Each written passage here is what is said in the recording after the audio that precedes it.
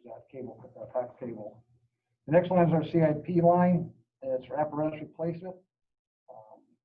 We've been putting in this every year through the town, and nothing's been set aside for it.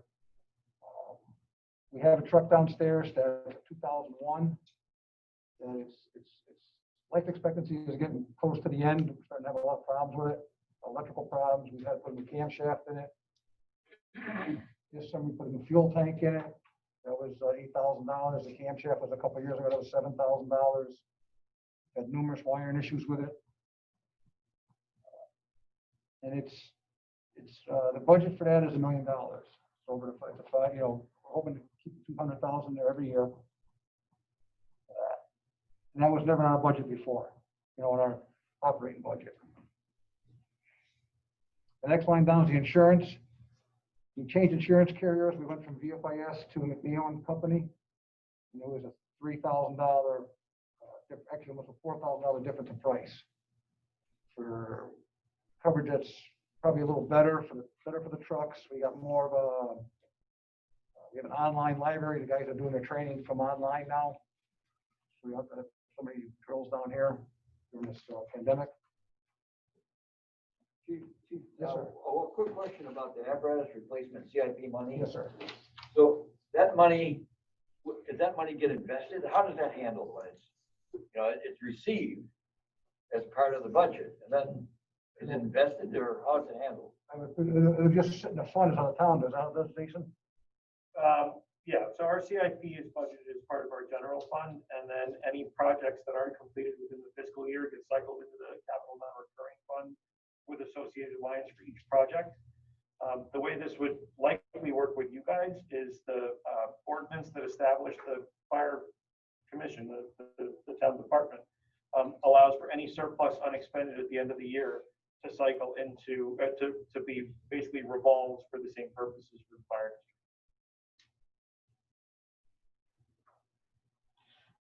Our hopes with this CIP, like you said, it's been getting cut. This is a truck that needs to come up, but if we can establish this as a yearly CIP line, then we can get on a serious truck replacement program.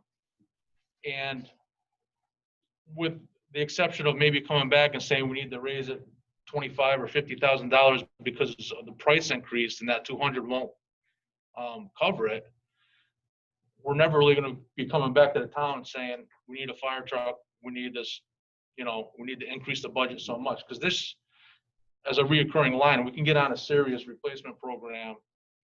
And, you know, like I said, with the exception of maybe coming and saying we're, you know, a little short, we need to bump it up here and there, we're not looking for a big, you know, dollar increase in that line.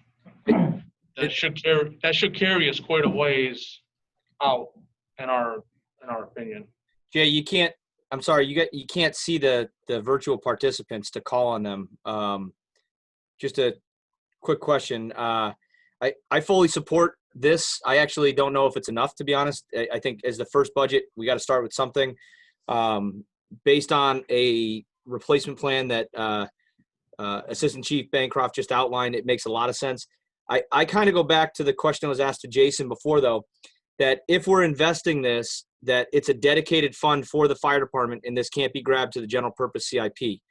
Does the ordinance establish us to have a protected vessel to take this money that is coming into our CIP and fence it from being taken for other CIP projects?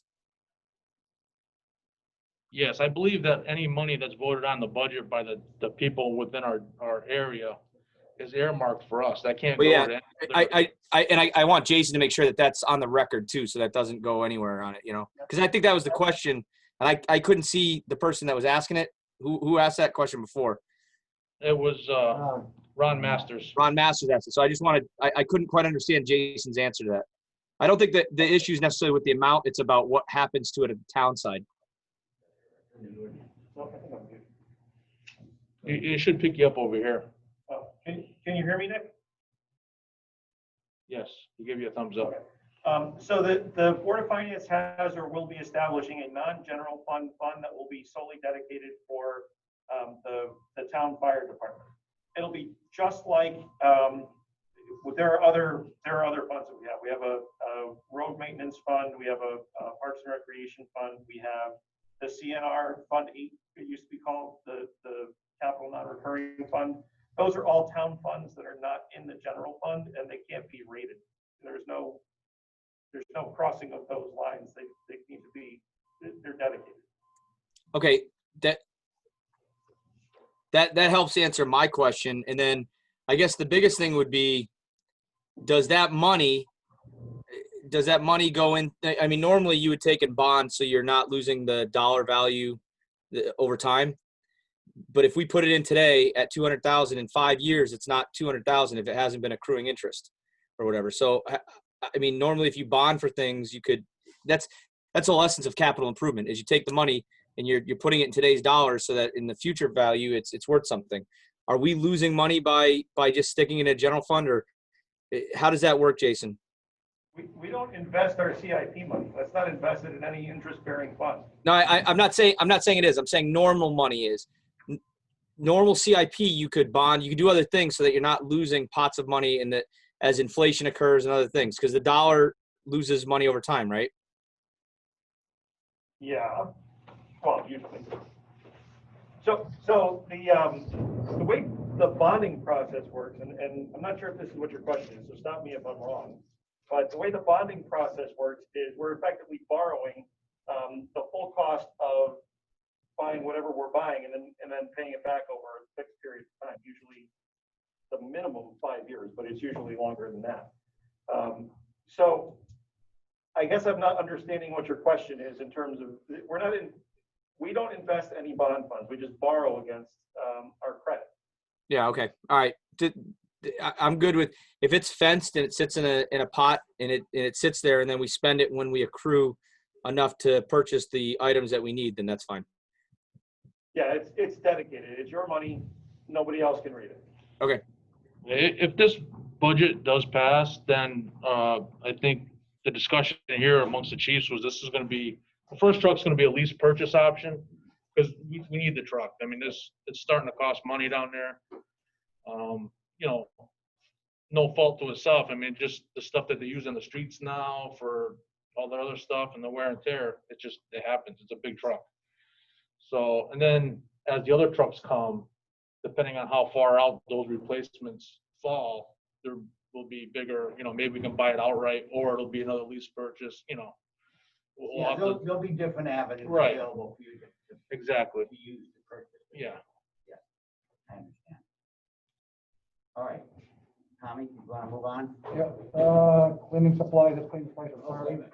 Cal, you had a question? Oh, sorry, The Cal, only, sorry. the only comment I had was I thoroughly believe we need a orderly and funded way of acquiring new trucks in a timely fashion. Absolutely. Otherwise, we're gonna end up with two 25-year-old trucks at the same time. But we're gonna have to have a huge amount of money would have to be spent on. I got a comment on that, too, John. Go ahead. Bill Walsh.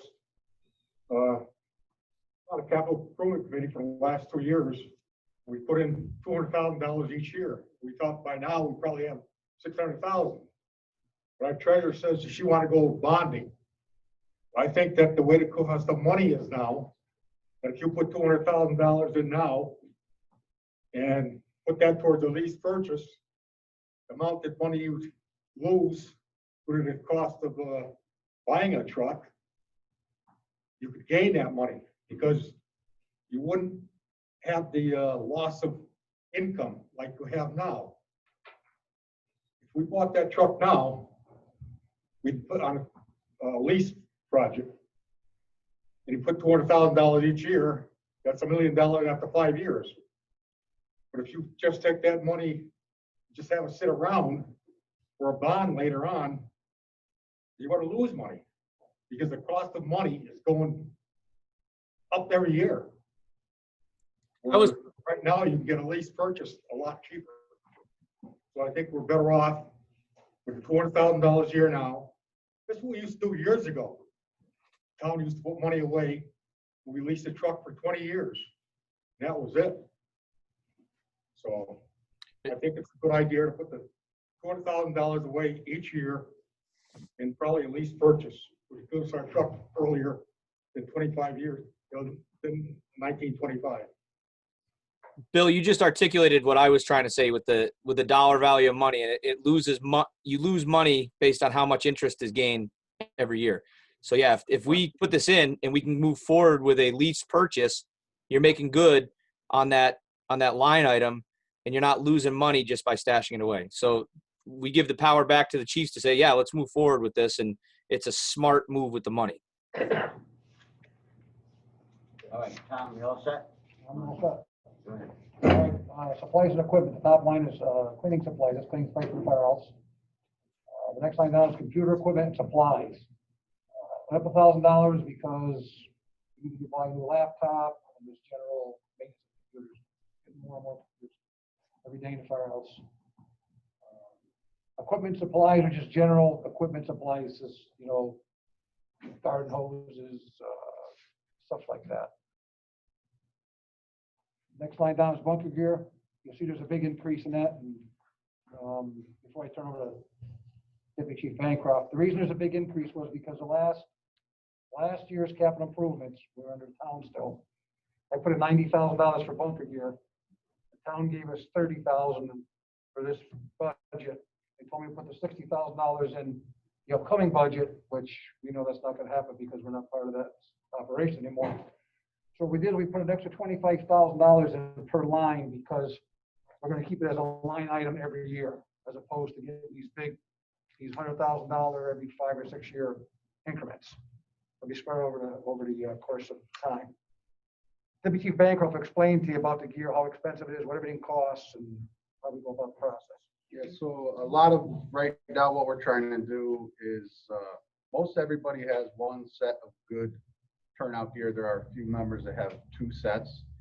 We're trying to get everybody outfitted with at least 2 sets, because as of right now, say there was a fire tonight, and we went to the fire and everybody's gear got contaminated with the soot and all the byproducts of a fire.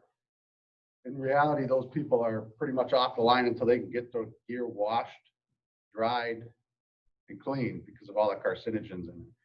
So we're trying to get everybody outfitted with a second set of gear. So if we have a fire and you got 25 or 30 guys that went and operated at that fire and they have to wash their gear, our washer only could put, 4 sets, I think, at a time. Yeah. So if you got 25 guys and you can only wash 4 sets at a time, it's going to take probably a day or 2 before everybody can wash their gear. So we want to have a second set of gear for everybody to be able to respond in the event we have another emergency in the next couple of days with a clean, fresh set of gear. Right now, a full set of gear, just a coat and pants, is just under $3,000. It's 29. We just got a quote. It was $29.60 for a coat and pants. That's not including the helmet. Helmets are $750. The gear is only good for 10 years. Helmet, boots, pants, coat, 10 years, and then you can't use it for the NFPA code. You have to get rid of it.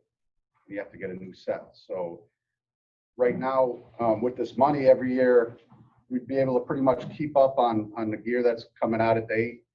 And when we see, all right, this individual's gear is within about a year of being no good, we'll be able to, place an order, get him a replacement set, and keep cycling through and keep everybody with 2 sets of gear.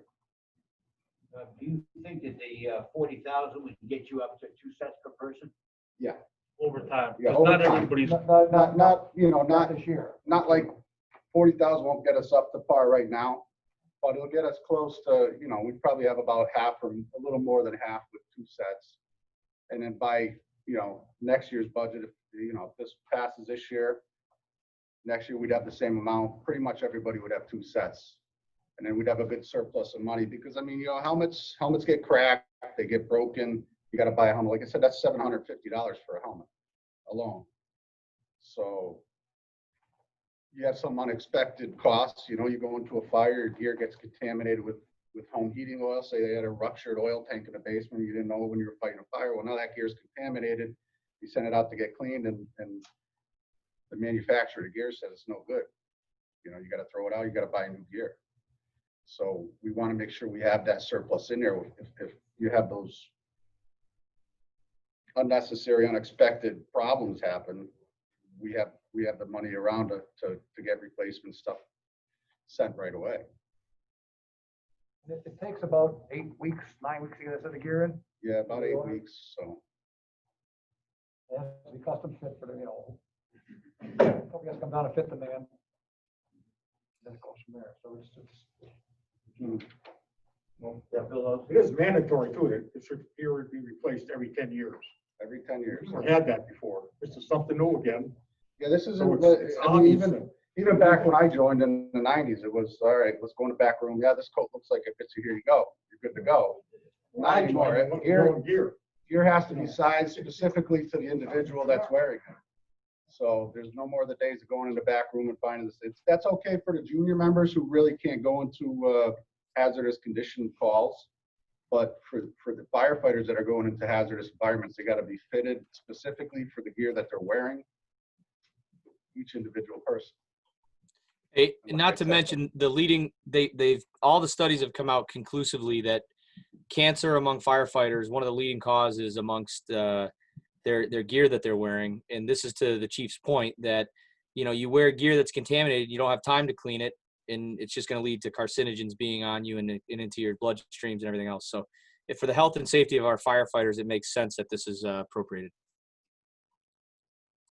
Like I said, not to mention it takes about an hour to wash your gear, and then it takes about 5 to 6 hours to dry it. And you can only do 4 sets at a time. So, I mean, you're looking at, if you have 25 guys, you're looking at a day and a half, 2 days maybe. Well, I think it's more like an easy week, because depending on the time of the call, nobody's gonna stay here at 3 o'clock in the morning just to wash your gear. It may take a week for these people to cycle down here and go through that process. Not to mention, nobody wants to be putting on wet gear at 3 o'clock in the morning when it's 25 degrees outside.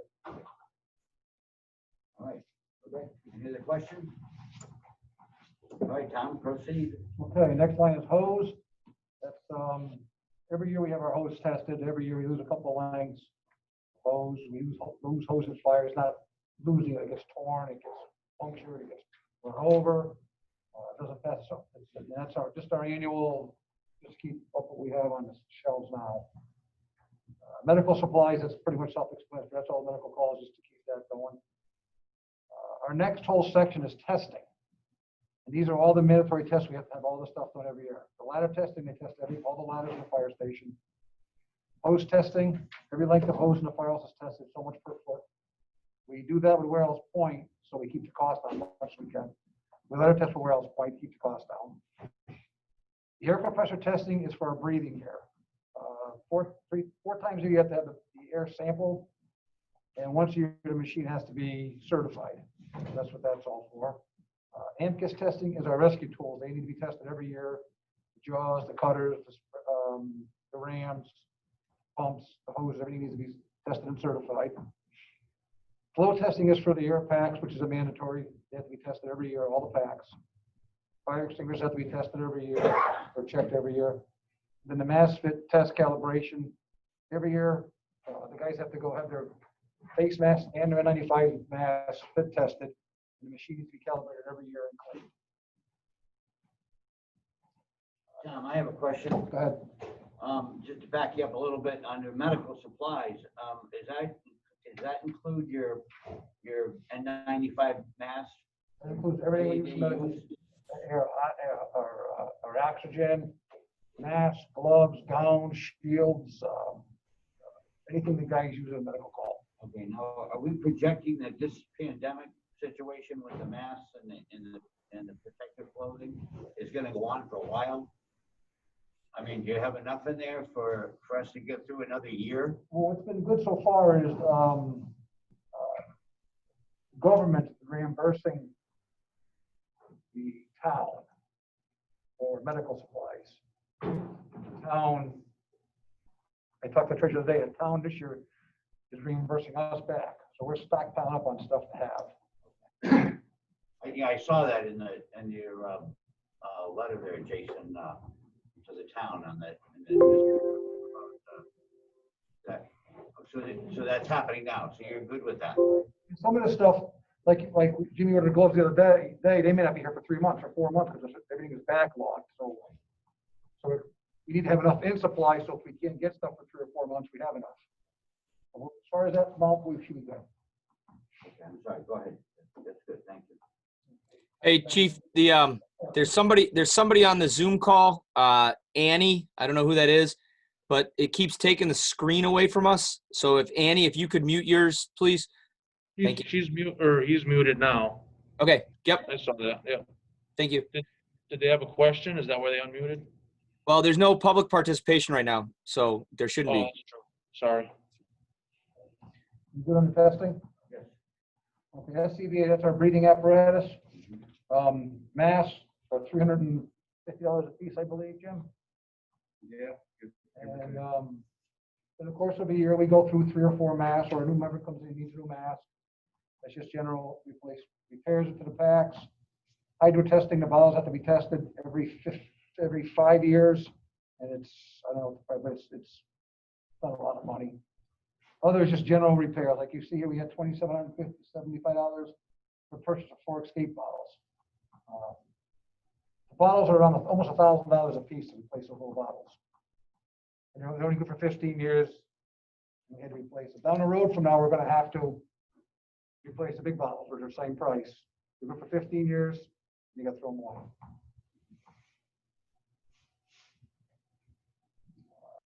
Radios, you want just Chief Bankrupt to take care of that one? Radios, yeah, it's just, we've had our radio system for quite a long time now, so we're getting normal wear and tear. We're starting to replace our portable radios that we have for the officers and the members that ride in the truck. So we're just trying to replace a couple a year, kind of keep that in motion as far as a replacement program. The pagers are the alpha pagers that alert us that there's a call to respond to. And the mobile radio line, that's just enough for one radio in case something happens to one of the ones in the truck. We need to have it replaced. You know, the money's sitting there ready to go. So that's pretty cut and dry. It really hasn't gone up. Now, that's the same system, Jerry, that you've been using for what, 18 years? I think it came in when, yeah. There is a committee together through the town to explore some radio upgrades. I think there's did I miss the meeting?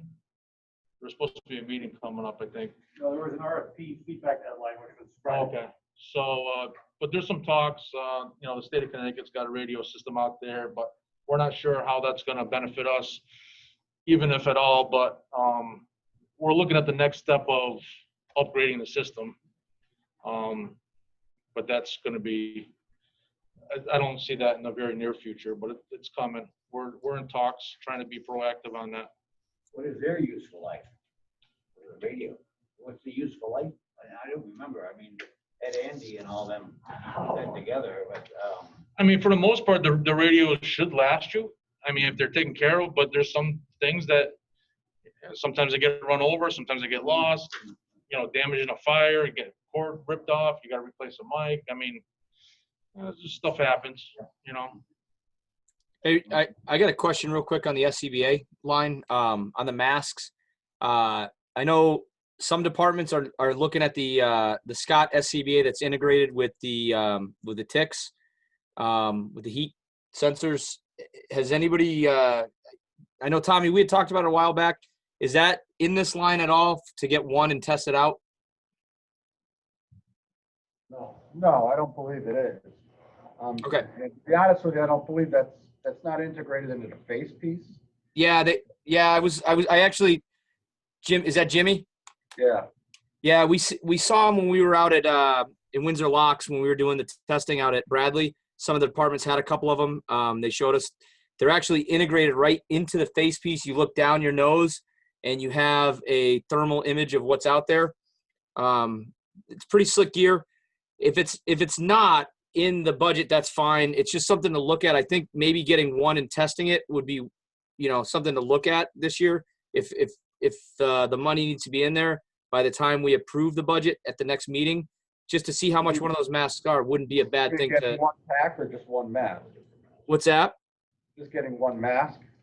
Yeah, just to see if it's worthwhile. From some of the departments that I work with, Boston, I work with the guys in Boston quite a bit, and Boston Fire, they're trying them out and they really like them.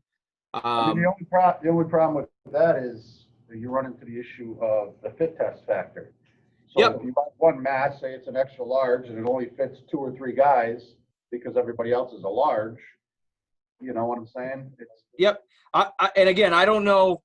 I don't know if it's something that you want to look at or not. I'm just throwing it out there as a recommendation because it's gear that's. I mean, I'm a little bit old school. I don't see the problem with carrying your thermal imaging camera like we've done for the last 20 years. I just got it. Somebody's listening in. They said they're about $1,000 a piece. So maybe it's not for this, this time, but. In my perspective, it's just kind of an unneeded expense, really, at this time. I mean, we've got great thermal imaging cameras that are handheld that you clip onto your Scott pack. I just personally don't see the need for it. I mean, opinions, everybody's got their own opinion about it. Me personally, I don't see wasting the money for $1,000 for a Scott mask. It's a little excessive for me. We're not a big paid city department that goes to 100, 200 fires a year where you're going to use it all the time. That's our issue. I'd rather see us save that money and use it elsewhere in the SCBA line than waste it on buying $1,000 masks. Just my opinion. Okay. It's just, like I said, I was asking the question because I didn't know if it was in there or not. All right, any other questions, anyone else? Okay, Tom, proceed. We're on to signal 12. Signal 12 is the old, it's from the old, numbers from the old days. It says refreshments. What that is if the guys are here, we have a call, we're out for 7 or 8 or 10 hours, we feed the guys, we buy pizzas or grinders or whatever. We do a storm standby, we're here for 10, 12, 14 hours. We got to feed the guys. That's what that line's for. Coffee, donuts, whatever.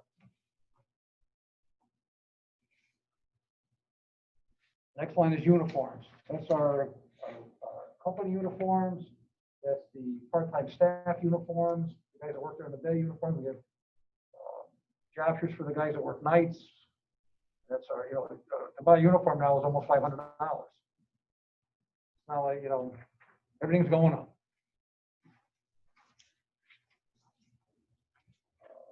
Next line is other supplies. That could be anything from mops to soap for the gear washer, or garbage cans, or toilet paper, anything like that. And you see there's a pretty good increase in that line, pretty much all geared to the 43 pretty much the gear. Next line down is the truck maintenance. Annual PMs, that's the preventative maintenance they do. We do a DOT inspection every year of the trucks. We do a pump certification on the trucks every year.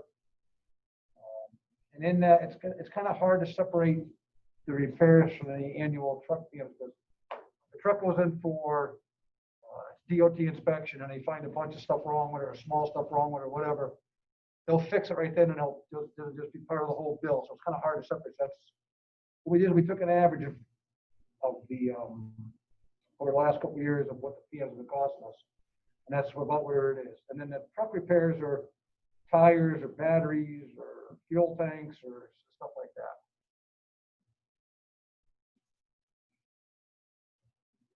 Truck supplies, that's light bulbs, that's quartz lights for the trucks, that's any kind of repair work the guys do in-house pretty much.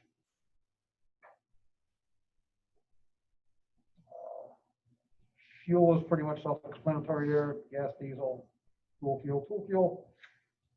Tool fuel is the stuff we run in our smaller engines. We don't run regular gasoline in them. We run a super high octane. We do now. We buy it at the gas station over in Bloomfield. It's 99 octane. It doesn't have the ethanol in it, which ruins the aluminum motors. So the total truck budget is $51,000, same as last year. Now, did you buy the fuel from you buy it at the town garage? No. No, we buy it from, the diesel fuel comes from Diesel. from Taylor Energy. We have the tank out front here. And there's a long story that goes behind. That's why, And the gasoline we either get at town garage or Taylor Energy.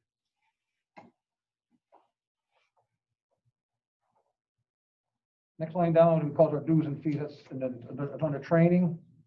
Firefighter certificate classes, that's your fire ones, fire twos, fire officer threes, fours, whatever the guys are taking. EMS classes, or EMRs, EMTs, research classes, they have to be certified every 2 years.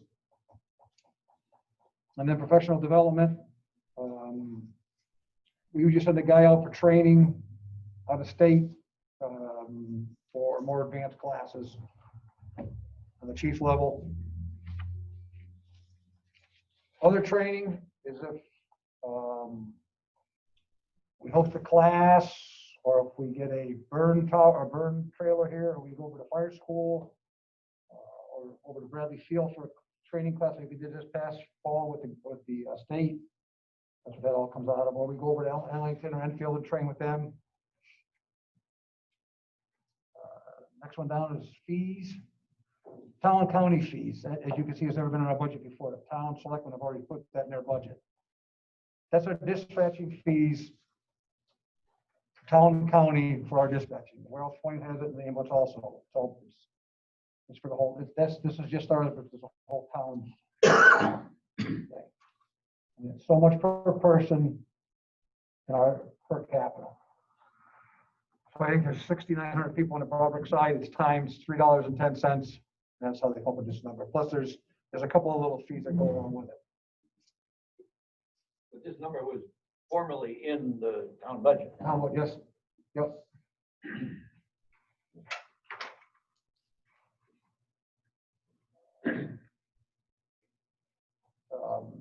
The next line, that's our went to work. That's our scheduling software. Yeah, we have our scheduling software for all the guys that work days and nights. It's, they put up their availability.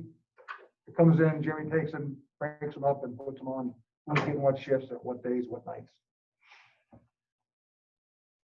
I am responding. It's one of our ways of notifying the guys we have a fire call. If you see downstairs, we have a TV monitor in the bays. What a guy does, if you get a call, it's on everybody's phone. You put down 0 to 4 minutes, 0 to 5 to 10 minutes, how long it takes to get to the station. So it does, if first truck is sitting there, he knows he's got 2 guys, 3 guys, 4 guys, 10 guys coming to the fire station.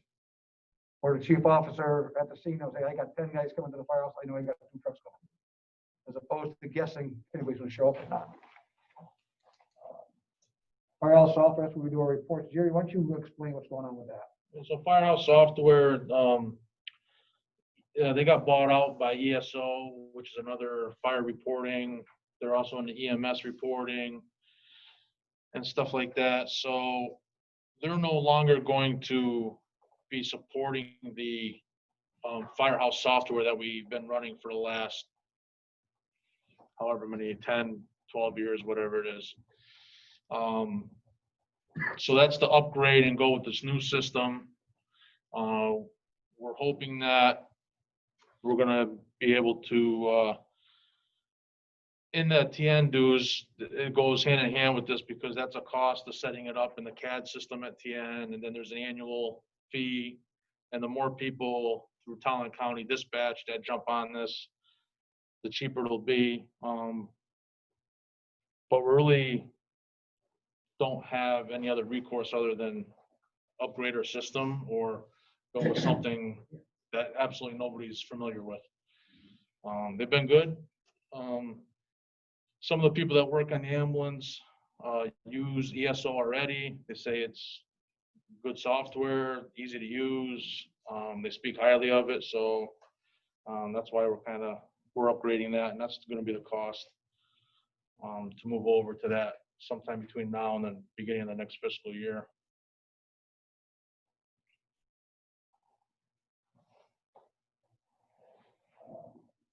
The next one is just dues for the chiefs to belong to the National Fire Chiefs Association.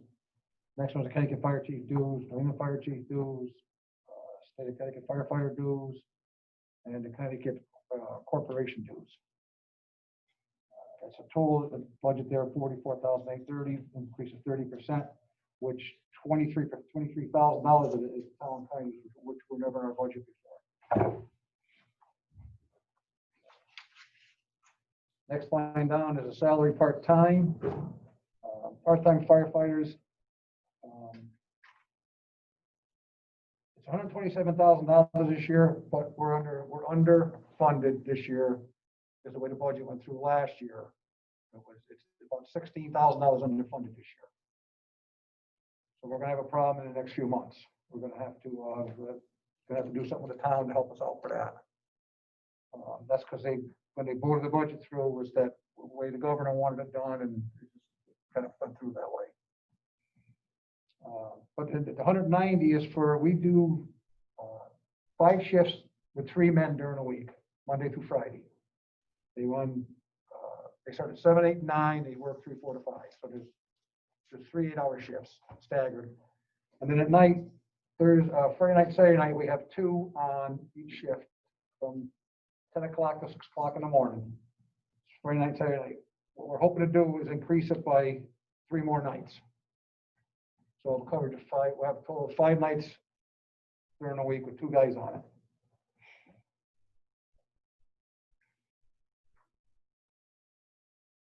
Which is, then the next line is the 27th week. This was never in our budget before. I never even knew this existed until last week I talked to Amy. The way she explained it to me was there's 27 payrolls and a bi-weekly payroll. And this year happens to be, there's 14 days in the payroll. So you have to account for the extra payroll. How the town put it in the past was, it was just a fund for that. The town just kind of taking care of everybody for over forever. So next year, if I'm understanding the way she said it right, it would only be 2 days next year. So that number is going to fluctuate every year. It's a bi-weekly, because the pay is bi-weekly, depending on how the weeks fall in the course of the year. I think I explained that right. Yeah, I think we did. So the total part-time salary is 197,200. It's up 55%. But if you took 16,000 and added on to 127, it wouldn't be quite so high. Comment on that, Tom. These members that we have during the day down here, in order to cut, the station is covered with 3 guys, 5 days a week. These guys are all fully trained, cost the town nothing for the training for these guys. They're medically trained, and seeing the ambulance on the other side of town, these guys are out to an emergency call for a medical faster than the ambulance can get over here. So I think it's obvious that this year is a win-win thing for the town. We have these part-time guys here. There's not enough guys in town anymore to supply firefighters during the day and put these things out. But these guys are out of here within minutes during the day, especially medical calls. And right now with this virus going around, these guys are out. They're all outfitted and everything else. It's a win-win for the town. So that's an increase, but we really need that for this town. Can't get volunteers like we used to have. We haven't had 60 volunteers when I was chief. Now we're down to what, 22 or 24, something like that. It's about half. These guys, everybody works out of town now. Nobody's living in town to respond to these calls.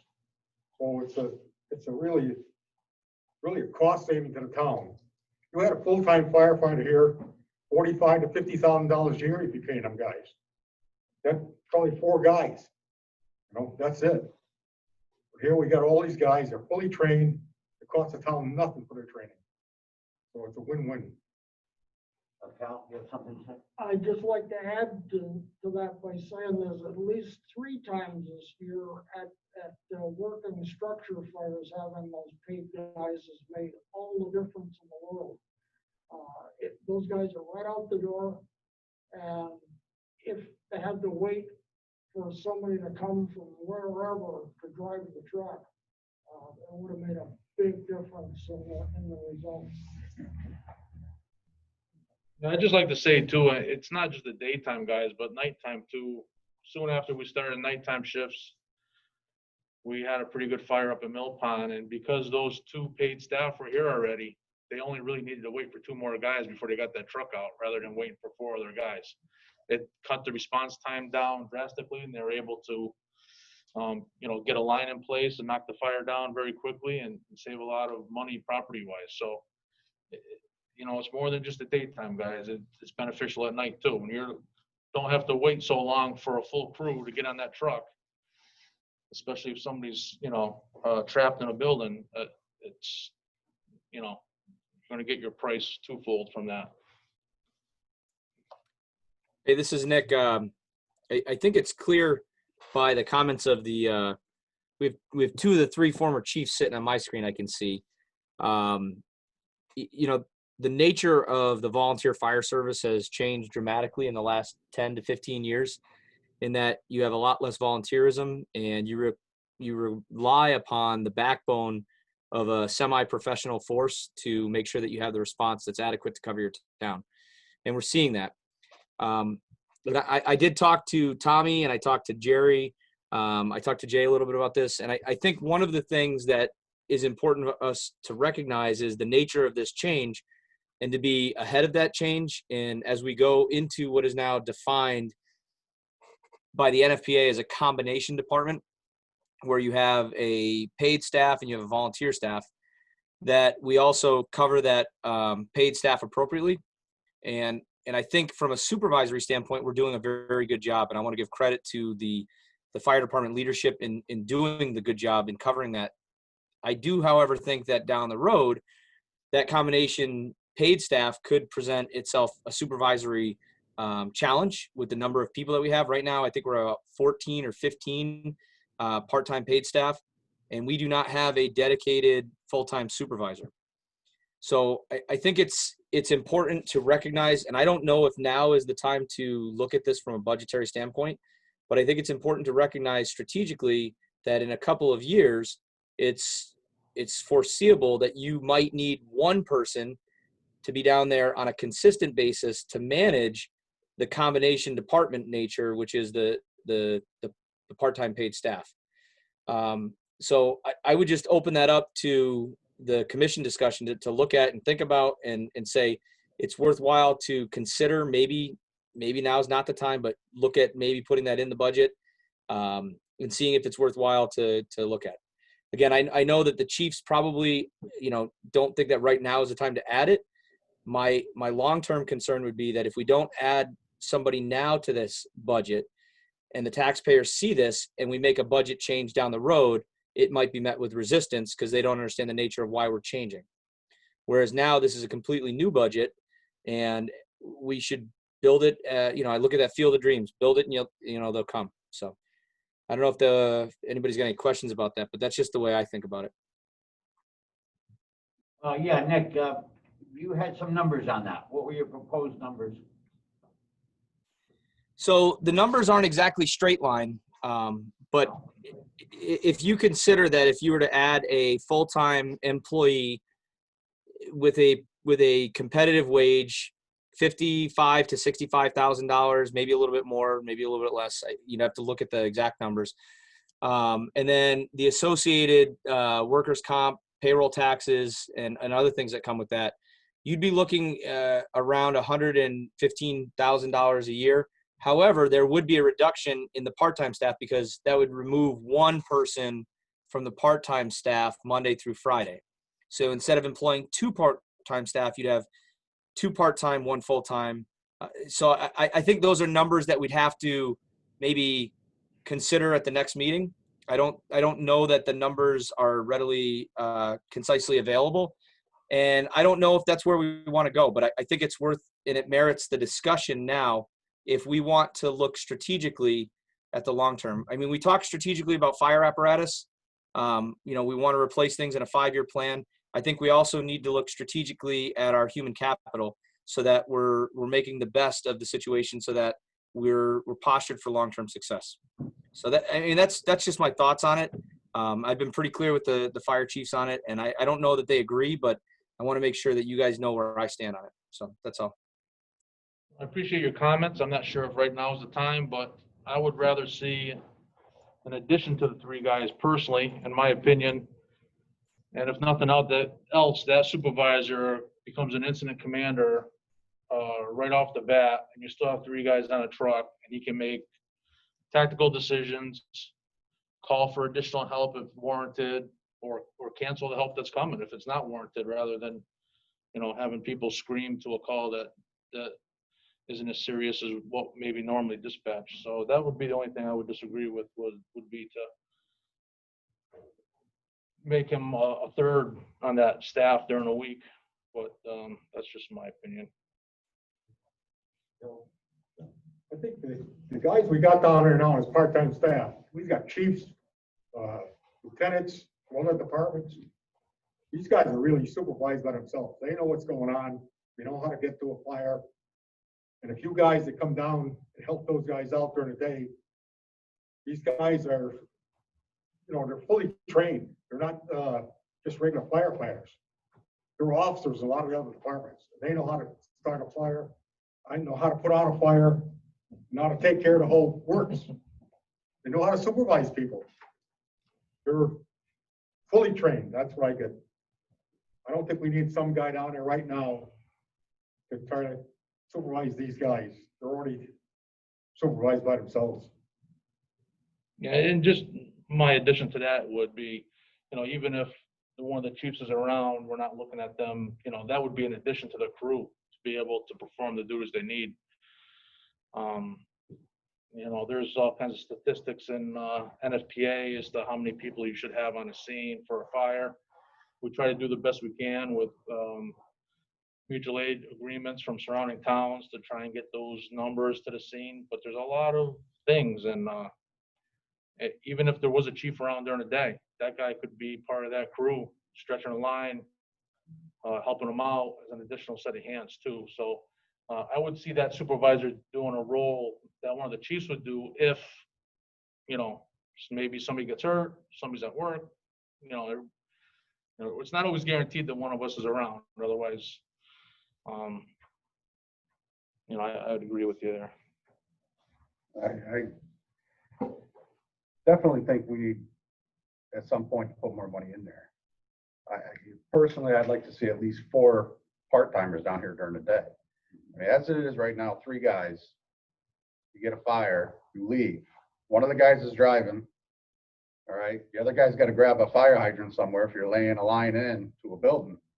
That leaves one guy to stretch a line by himself while the other guy's, he's got to wait. So if you had that 4th guy, you got the driver, drop a guy off at the hydrant, he's hooking the hydrant up, and then you have 2 guys to stretch a line and go into the building. That's really where we need to get at. We need to get away from that 3-guy staffing. You need to increase that to at least 4. Not saying this moment, but in the future, it's safer for us, to operate with 4 guys than it is at 3. So my profession is, I deal in risk, and we deal with risk management, and we talk about the things that we're talking about right now in terms of risk management. The risks that we have right now are a lack of manpower or staffing, which we've covered moderately effectively by having 3 part-time staff members available Monday through Friday, and then now through the evenings with this budget proposal. And I'm looking at the long-term risk of the management of those part-time staff. And to Bill Lose's point, I think we're very fortunate that the personnel that we have down there have not presented any problems. They've been an addition to our staff that's been well received, and it's been a blessing. To what Jim and Jerry were both saying, having a 4th person, it does mitigate the tactical risk on scene.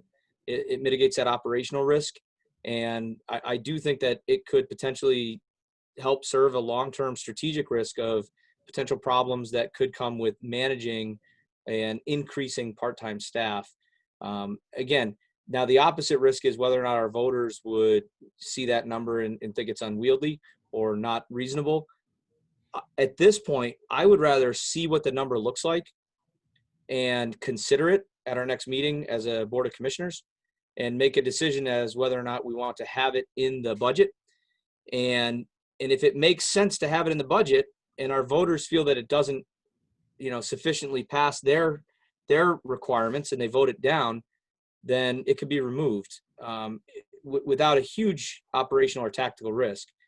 And also that shows goodwill that we've put together a strong budget that's going to provide the best fire protection services for our people. So I think it bears merit to at least see what that number would look like, and we could consider the inclusion of that to the budget at the next meeting. Okay, thanks, Dan. Gil, did you have a comment? I thought. Yeah, I was going to say that perhaps going forward, we could at least get a job description for what Nick is talking about. And there's nothing wrong with having supervision as long as they're doing the same work in firefighting, but to come back and do reports. I think their supervision is probably something that we probably need, or at least discuss, and maybe not just put it right on this budget, but have a good idea to justify what you think we need here for that. All right, thanks, Gil. Yeah. Anyone else have a comment? I have one thing I'd like to say. Possibly between now and the 25th, you could come up with a number for a full-time person. That would be a supervisor. And I had another thought that if you went to a 4-man crew, and then you had, it's going to make your scheduling a little bit more difficult. But if you went to a 4-man crew and one of the 4 people, 4 men or women, is a supervisor on that crew, and you'd have to give them not necessarily full-time, but a higher hourly rate. Might want to consider something like that. Maybe you can incorporate your 4-man crew and your supervisory start off as part-time. So maybe you could work some numbers up for us for that for the 25th. Okay. Okay. And we'll take it step by step and we'll look at it. All right. Anybody else have any comments on that? All right. Tom? Okay, next line is recording secretary, $1,000 for, I have 2 secretaries. We have the commissioner secretary and I have the department secretary. Incentive program hasn't changed. That's where the volunteers get their feedback, their back. But the difference with the incentive program now than when Ron, you and Gil were on it was the paid staff now, you could be a volunteer, but they had to get paid their same rate all the time. So like Jimmy works during the day today, works 8 hours. He comes to a call tonight. He has to get the same hourly rate tonight at the call, which that comes out of the incentive program by state law.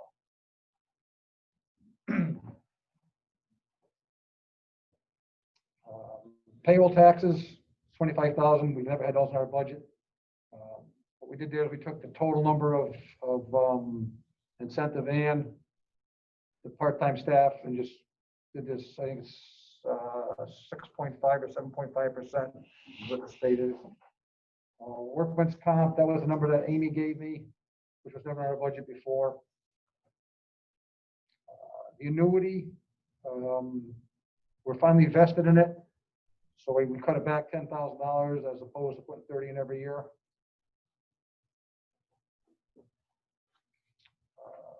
Physicals. Hey, Tom, on the annuity real quick, just a quick question. For the people that are coming down that are employees that are not members of the volunteer department, are they part of the annuity program at all? No. Okay, thank you. That's strictly just for the volunteers. Okay. Department physicals, we up to 7% just for the cost goes up every year now that with the virus. The physicals haven't gone up yet, but they may go up because. And then the last page is the fire marshal. We sat down with the fire marshal and we went over his budget. Town, I think it's up. We've never had this in our budget, but I believe the town budget for him last year was 25,000 for this current year. So hopefully that's not close. It was 19,000, Tom. Well, no, the town brought it up since then. From when Blaine had it. And there's a few things in there. This is, where do we go here? Fire marshal. We got cell phones. The town was providing a cell phone before. We haven't taught any of this with Wells Point yet. But I'd like to split their cell phone bill because Richard liked one cell phone as opposed to two. We haven't talked to Wells Point about any of this yet. Like splitting the phone bill. Hey, Tommy, Yes. this is probably more of a question to Jerry. On the spreadsheet, you've got 30,500. You've got it twice, but it only adds in the addition formulas once. It is the total of cell phone.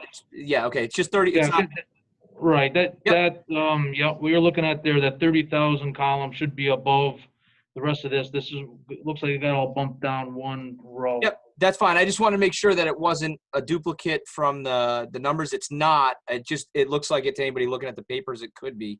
So it's Correct, yes. 30,500 is the number for the fire marshal. Right, it's the fire marshal line, and then Yep. all those from 750 down, that's what totals the Yeah, 30,500. makes sense and seems reasonable.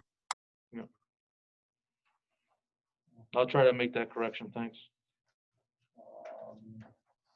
Next line down was his salary, whether it be him or if he's on vacation, we try to have an inspector over here to cover. Next line down is fire marshal training. Yes, they have all kinds of, they have so many hours they have to do every year. Just keep your stats up. Clothing, postage, mileage reimbursement, and FMO supplies. Computer, laptop, camera, the NFPA books he's got to buy, whatever needs to buy. Are those, is that line in particular split between us and Warehouse Point if we're sharing services? No, the only thing we've kind of split was the, and I got to talk to the Warehouse Point because Rich only wants to carry one cell phone, and I'd like to pay half of this. We'd like to pay half of this, half the cell phone bill for him, which I think is fair. I just, the only thing I'm thinking, Tommy, is that if the way you describe that miscellaneous supplies, he's not going to have two laptops. He's not, you know what I mean? If it's going to be a single line for miscellaneous supplies on things that he's sharing between them, that should probably be a split cost.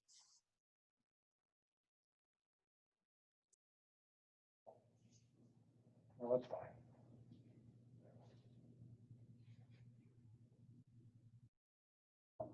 That was 30,500, and the total is 842,530, an increase of 378,530 from last year's budget. Like I said, a lot of the increase is stuff we've never had in our budget before.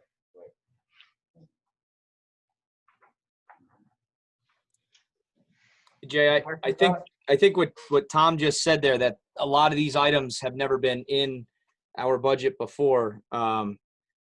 That's pretty salient. It's pretty important that this is. It's good to know where we stood from last year's budget in a comparison. If we look at the line items and we compare apples to apples, and we say, okay, what did they have last year versus what did they have this year? It's not a very big increase. The only thing that's an increase are the things that we are assuming that the town previously assumed. So I think that's an important thing for us to understand in the context of what we put forward to the voters to decide upon. And also it's important that the town, commits also that there's not a further increase as a result of the assumption of us picking up portions of that budget. Jason, you and I had spoken a little bit about that. Do you want to just talk about that briefly?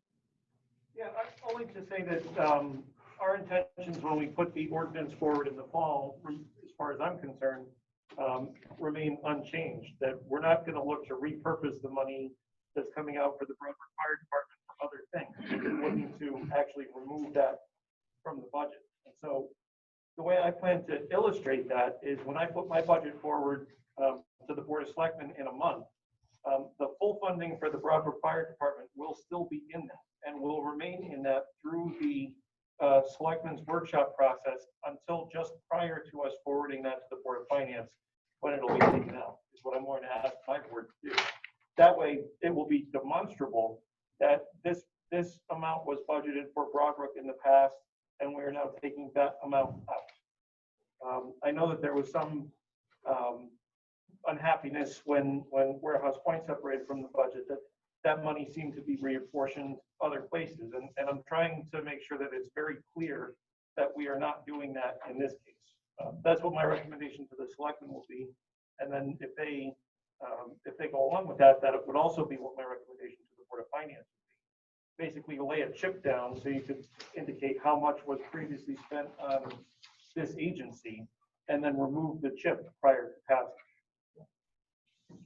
So Jason, when you produce this document, how are you going to generate the proposed Broadbrook Fire Department budget? I'm gonna take last year's number. I'm gonna use last Are you year's gonna number. add anything to it? Are you gonna increase it by some percentage?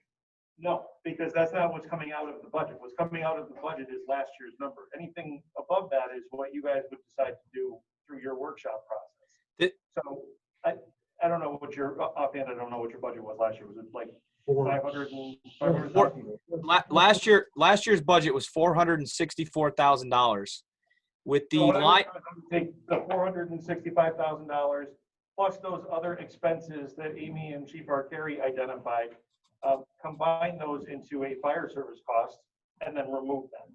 So, for example, you're talking about adding another couple of shifts. I would not include that, but you're talking about the workers' comp costs. I would include that because that's a cost associated with the operations of the department in the current fiscal year that would not be present in the next fiscal year. It's the best way I can think of to be transparent about what we're trying to do, which is to keep our commitment to remove the cost from the general fund budget. If anybody has a better way of making that more clear, I'm open to that. But No, that's the way I was looking at it. It looks like it would be about 299,700 for the CIP, and then the TN dues apparatus, 27th week, secretary, payroll tax, workman's comp, and a fire marshal, 299,700 around there. All right, so that's what I was thinking, that you're going to take that off of that, or add it to it, take it off of the town budget. So yeah. Yeah, in the grand scheme of things, and I don't know what the numbers are mill rate wise, but just say, we're talking about 469,000. I think our mill on this side of town is 390-ish for one mill. So if they back that out of the town side at 464, you're going to save a little bit over a mill on your town tax side, but it's going to go up a little bit because we're adding in the CIP for the truck that hopefully we can get in there and establish a good replacement program. So there is going to be a slight increase because these are funds that we've never had before, that we've presented them. Then they get voted on and it comes down to the time of, what's going to make it through and what's not going to make it through. And it's typically been getting cut, it's just the way it is. So. Hey, the numbers that we have, just so everybody has understanding of the numbers, when you back out all the things that we're assuming that are new to this based on the ordinance that we're assuming, originally the Broadbrook Fire Department budget was $464,000. That's what it was last year. Without any of those new items that we would assume, it's an $88,030 increase to an amount of $552,030. Okay. That's the things that we would have increased, not including the stuff that the town normally picked up, CIP, taxpayer, all that other stuff. When you add those things in, it goes up by $378,000. So we ended up picking up a bunch of stuff from the town that had been covered before. So the new budget now is $842,530. Right. Okay.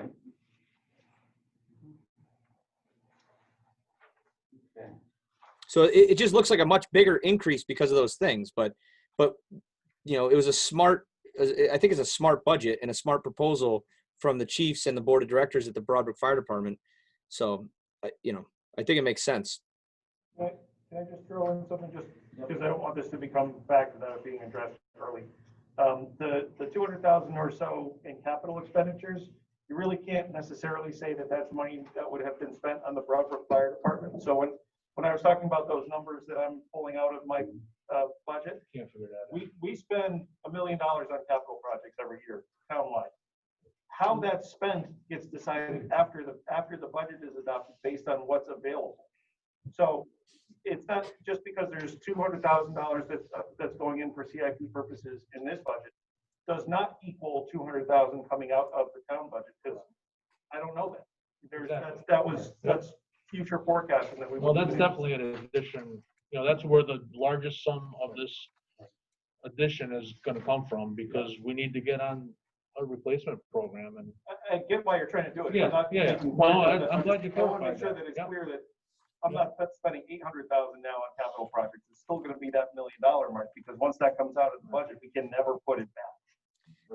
Jason, your budget amount that you look to not increase by this year, if you take out the CIP, is 642. So Yeah, if you that's fine. just, if that's the number that we're saying, that now we should not see the town budget increase by that much for fire protection services as it's been pulled out. For any services, really. What's that? For any services. Like, it shouldn't be reallocated around to different departments. Yeah, Right. and Jason articulated this pretty well to me earlier. The problem you're going to have is every single town budget increases on every single year, and they increase by variable amounts. So, for example, the Board of Education is going to come in with a number that's probably a lot higher based on distance learning requirements for all of their computers and whatnot. The police department's going to come in with a number. The sanitation department, you add all those up. Nobody increases exactly by 2%. So what you're going to have is a town budget, which is an amalgamation of all those things minus the $642,000 that we would have put in there. So it's going to increase. And Jason, I think it's just prudent to say that you have to watchdog to make sure nobody's trying to increase significantly because they see a vacuum in the amount that we're leaving behind. And I can tell you, so I'm about 2/3 of the way through municipal agency presentations, and so far nobody has tried that. It so far is a very lean town side year. I have no idea what the thought process is on the Board of Education, but I have been surprised at the lack of surprises so far from town departments. Yeah, it's actually been, Amy and I actually said today, like, what are we missing? Why is this not more challenging this year? And we haven't figured it out yet. Tom, I'd like to thank you for your presentation. Yeah, thanks, very good, thank you very much. Okay, does anyone have any other questions? We asked them to check out the full-time person and see what the numbers look like, and maybe add use a fourth person as a supervisor, and we'll discuss that on the 27th. The only other question, Jay, I have, Wait, go ahead, Phil. I'd like to see it just, what's an increase for one more person? Okay, It doesn't have to be a supervisor. Get the same rate that the other guys are getting now, because we have 3 officers down there now that are part-time guys too. right. Oh, I We have know. the chief, assistant chief, the captain that are working during the day. Yeah. So right here, we have 3 supervisors on, and they do more than 1 day a week. These guys. Yeah, everybody tries to get about 2 days a week. That works out to our staying below 1,000 hours a year. You can even work it out, like, So we already have a supervisor. figure out the on, number of what it would right? cost for one full-time guy. And then you could say, all right, well, with this money, what could we might be able to put on 3 guys 7 nights a week and 4 guys 5 days. You know what I'm saying? So we'll crunch those numbers and figure out what's best for the department at that point. Okay, so we will meet then to finalize this on the 25th, that's correct, right? Yes. The next, Okay. meeting. Jay, real quick comment on the ESO codes. With ESO, I'm sorry, the codes are online, and I think Jerry talked to Jimmy Barton. I think that might be a shared cost as well. Not for the department. It's a shared cost on the dispatching side. What happens over there for annual maintenance for the CAD. Yeah. It's a shared cost for the initial setup over there, but because we are legally two separate departments, we can't share the cost of that between the two of us. It's already been looked into. Okay, all right, sorry. Firehouse software, right? Right, yeah, going to this new yeah, it's the same thing. There was talks about trying to do it with Firehouse, but it can't be done logistically. Okay, anyone else? Andy or Mr. Gilbert? Nick, anything else on this subject? No? Gil, you're still muted. Yeah. Gil, yeah. We should put that on the teaser. You're still muted. Oh, that better? Yep. There you go. Yeah, okay. The only thing the subject I would think about is the supervision. I don't know the day-to-day operations of the fire department. So if there was some justification explaining what that supervisor would do in the long run, because someday we might be talking about 10 guys working. So, and looking forward that Nick is doing, it's a good idea, but like I said, I don't know the whole operation, but some justification would be fine for your next meeting or for whatever meeting it takes. Yeah, we can throw something together for you. Yeah, that'll be for the 25th. Okay, thanks. All right. All right, I'll probably be in person.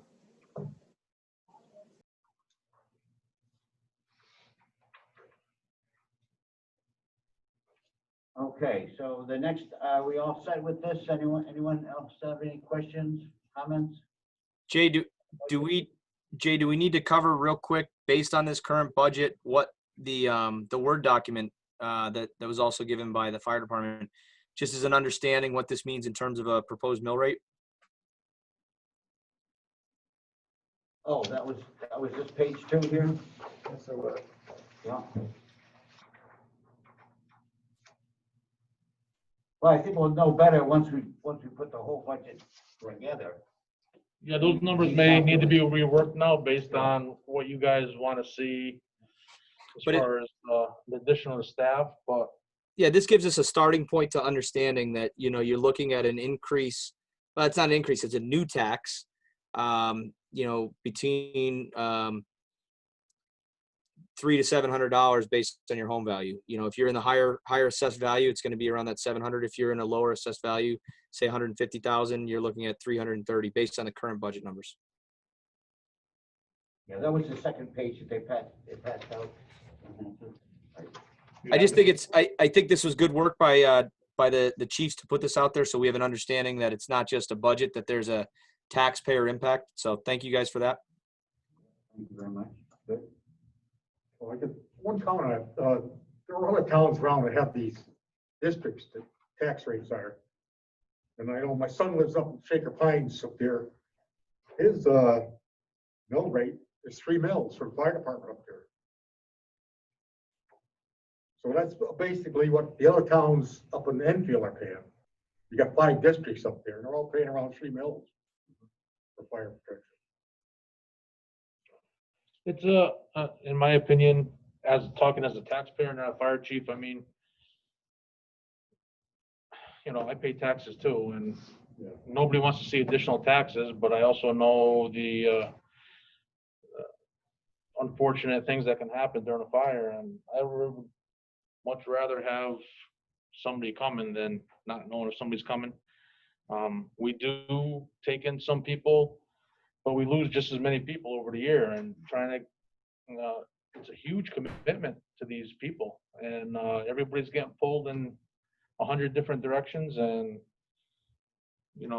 there's not too many people that are willing to come down here and put that kind of time in and then go out on a call no matter what it is, now that you even got the pandemic. I mean, now you bring that home to the family. Obviously, it's a it's a big impact on anybody's family. So, everybody does a great job for what they do here, and I think it's a reasonable budget. I think you did a great job with this. A little on the comment on the truck. So a truck 20 years old, how many people that drive a car back and forth to work every day, drive a car that's 20 years old? I mean, you got one or two drivers maybe. Down here, we got 20 different drivers driving these trucks 24/7, all kinds of weather, in and out. So a 20-year truck is what's really mandatory to get rid of that truck. Get a new one. It's that time. I'd hate to have a car that I had to drive 20 years old back and forth to Hartford to work every day. If you really look at the NFPA standards, It's an NFPA standard now, It's- 20 it's, years. of uh, driving a truck. I want to believe that it's 20 years, it might even be 15 years as a frontline apparatus and then 5 years as a reserve piece. And then after that, you shouldn't be using it. You just can't get parts or repairs for these things. The issues fall is where something someday will unfortunately happen. And whether it's a mechanical failure of the vehicle that causes an accident or it fails during pumping at a fire and somebody dies, you go to court, they're gonna say, well, what's the standard? Oh, well, you're an OSHA state. Well, what's OSHA do? OSHA refers to NFPA. What does NFPA say? Well, this. Well, why are you guys operating a truck that's 30 years old? It says right here in the standard that you should have retired this truck almost 10 years ago. How old is that one that you want to replace? Well, it'll be 20 years old this year. It'll be 20, probably 24, 25. Right. Yeah, it'll take 14 months. The day you order it takes about 14 months to get it the day you ordered it. The truck committee's probably got a good 6 or 8 months left of work before you get the specs in, the plans in, send it out to bid and review the bids. And I mean, the spec book is probably 150 pages long on it. At least all that. Yeah. So, you have a truck committee on now or no? We have one. We started one, and then we stopped it because the money wasn't put by the town. They weren't going to bond it, so we put them on hold. But some of the work is done, but anytime you stop for a couple of years, it's like you buy a new car 2 years down the road, it's all different. The standards have changed, trucks The changed. standards are the biggest thing. Federal that change. regulations have changed with the trucks. Just to be clear, what we're talking about, all this at the end of the day, and again, we have some stuff to look at still to maybe adjust a little bit up or down, but the current proposed budget that you have based on the grand list and the mill rate that you came out with is $660 if you own a $300,000 assessed house. That's $12.80 a week. And I think that's what we got to tell, people that talk about it. It's $12.80 at a high level. If you're down to a $150,000 assessed home, you're looking at about $6 to $7 a week for fire protection services. I think that's a bargain at any rate. And I think if you really boil it down to, you're paying $7 for the surety that when you're in danger, you're going to get some valuable people that know their profession. They show up and they do their job effectively. I think it's a bargain, and I think it's a win. I think that the work that these guys have put into it in terms of putting the budget together makes a lot of sense. So it has my support. Good point, good point. We hope we can sell it to the Board of Finance. We have to go to next. That's Board of Selectmen and then Board of Selectmen, Board of Finance, and then of course to the town. Okay. Moving right along. Executive session. Did you have something you wanted to bring up to that? I do, yeah. So there needs to be a motion to go into executive session, and I need to be invited. Okay. All right. Motion. Somebody want to make a motion? You got other comments, John, on the items 5 and 6 there? Actions required to move forward. I thought we discussed with the fire department board and the chiefs. Okay. What they were going to provide for us for the 25th meeting, right? And You have the Zoom, selective Zoom for, I'm on still, so Yeah, we'll take care of you. oh yeah, Alright. no, I saw 2 other people in blanks. There's an AM that was there, but someone else, I don't know. Yeah. You guys are aware, right? My assistant moderator will take care of that. Okay. Another comment, Yes, Bill. consideration of the budget. This means that we have to give the budget to the selectmen by 1st of February. Correct. So is the whole committee going up at that meeting, or are you gonna present that, or what? I'm not going. Well, I'll be going up, I know that. Yeah. Whoever. Obviously, the board, or you, the chiefs will go, right? And, yeah, if we're around, and then I would say maybe the chairman and the vice, or if you just can't make it, you can select somebody else. I didn't know whether we were. I'm sorry, or what. I can't understand what Bill, I can't quite hear what Bill's asking. He wants to know, Nick, he wants to know who's invited to the, Board of Finance, Board of Selectmen, Board of Finance meeting. Who's presented, basically, who's to go up to present the budget to the Board of Selectmen and the Board of Finance? Right. So, But it's all Zoom, he's saying, anyway. It is. so Jay, I would say that, you know, I would say that as the chairman, if you're available, it'd be important that you're there, and I'll try to make it. I think it's important to have the chief or one of the chiefs with us as part of the Broadbrook Fire Department from the boots on ground standpoint as well. Mhm. We can set up the Zoom down here if you want to watch it. No. I had somebody texted me. I don't know who Annie is. She was on the call about getting the minutes to this. Jay, we will take these minutes and then they will be voted upon at the next meeting and posted publicly for available view. Correct? Correct, that's correct, yes. Okay. Yeah. Everyone on our commission has a copy of them now, is that correct? The minutes? Yep. Yeah, from the last meeting. We'll vote on those on the 23rd. All right, Nick, you made a motion to go into executive? Was that correct? Yeah, pursuant to our agenda and CGS section 1-200, I make a motion that we go into executive session. To include the first selectman. To include the To first. include the first select. okay, we have a Second second that. on that, all right, all in favor? All right. Great, All right, we are out of executive session, 9:33. 9:33 PM. Any other business to come before this meeting? We have a motion to adjourn, Make a motion, we adjourn. second? Favor? Aye. So, we're adjourned. Thank you, everyone.